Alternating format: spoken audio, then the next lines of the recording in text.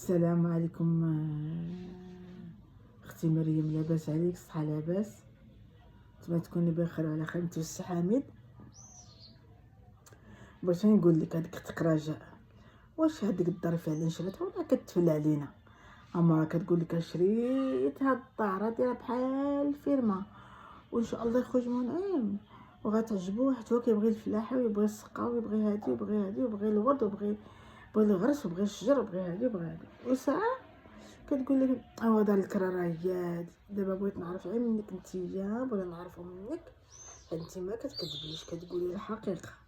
بغينا نعرفو منك واش فعلا اختك شرات الدار ولا هي كارياها، وهاديك المنطقه اللي شاريه ولا ما عرفت اللي كاريه فيها، ما عرفتش كيقولوا ليها.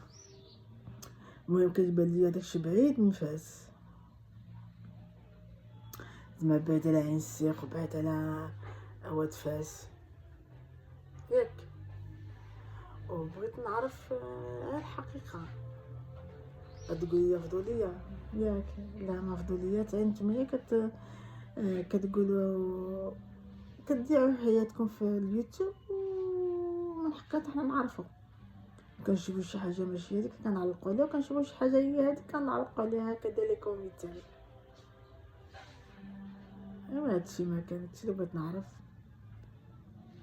وهنا كتقول لنا الحقيقه. الله يسهل امرك. حتى الدار عجباتني، ولكن خاصها الاصلاحات، خاصها الاصلاحات بزاف. وخاصها الجردات، هذيك الجردات ديال لا طونداز، وتقد الغريسات. والدار ما كاينش هذاك المستحضر ديال البيبان، ما كاينش بزاف د الحوايج. ولكن وسميتو بغيتي تصلي، هي نحبس، ماشي مشكل، نحبس. والسلام عليكم ورحمه الله تعالى وبركاته.